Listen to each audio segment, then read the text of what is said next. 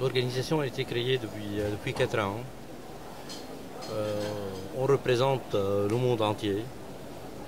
Alors moi je représente la zone Eurasie et qui passe de Kazakhstan, d'Arménie vers le Proche-Orient. L'idée c'était de faire un certain classement pour les écoles et les facultés de gestion et d'économie dans le monde. Et l'idée elle m'a plu, parce que moi je connais très bien l'importance avec tout ce qui se passe maintenant dans le nouveau monde, avec l'accréditation, le travail sur le classement, le travail sur la qualité, le travail sur l'excellence. Alors avec beaucoup plus d'informations au XXIe siècle, on a besoin d'une référence.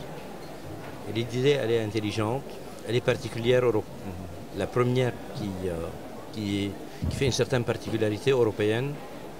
Il y a celui de Shanghai, il y a celui du Times, il y a celui de l'Economics. C'est la première fois qu'on pense à cette idée avec Eduniversal SMBG et j'étais intéressé par ce travail-là.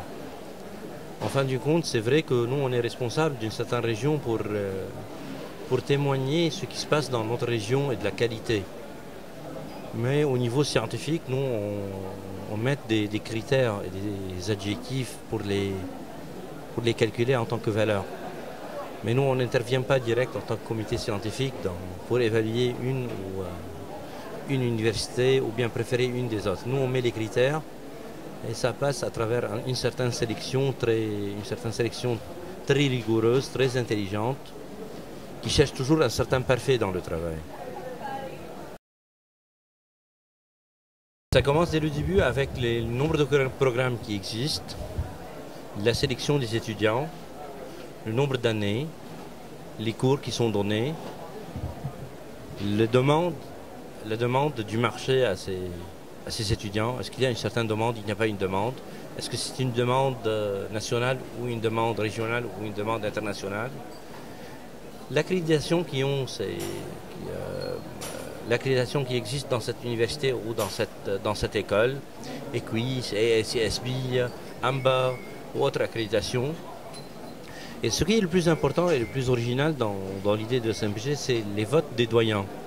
Puisque l'affaire de la perception de la qualité, je crois qu'elle est très importante.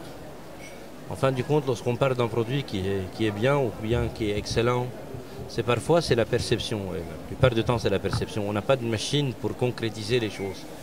Alors les votes des doyens, ça compte. Il y a 1000 doyens qui votent sur la qualité et le classement des universités, ce qui est vraiment original, qui différencie SMBG et Eduniversal des autres classements.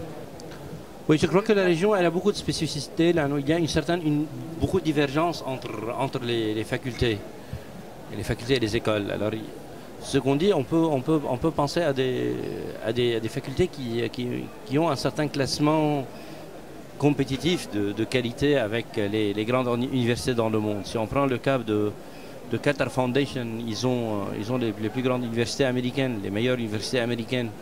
En même temps, on trouve des universités qui sont en bas du classement. C'est pour cela que c'est difficile. C'est pas comme en Europe ou bien en Amérique où il y a une certaine homogénéité dans la qualité des facultés de gestion et des écoles.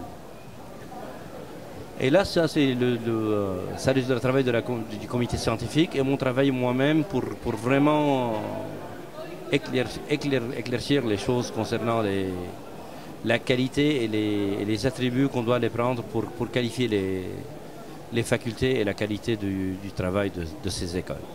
Le renommée de la faculté et même du master, je donne un petit exemple, je n'ai pas le droit de faire une publicité.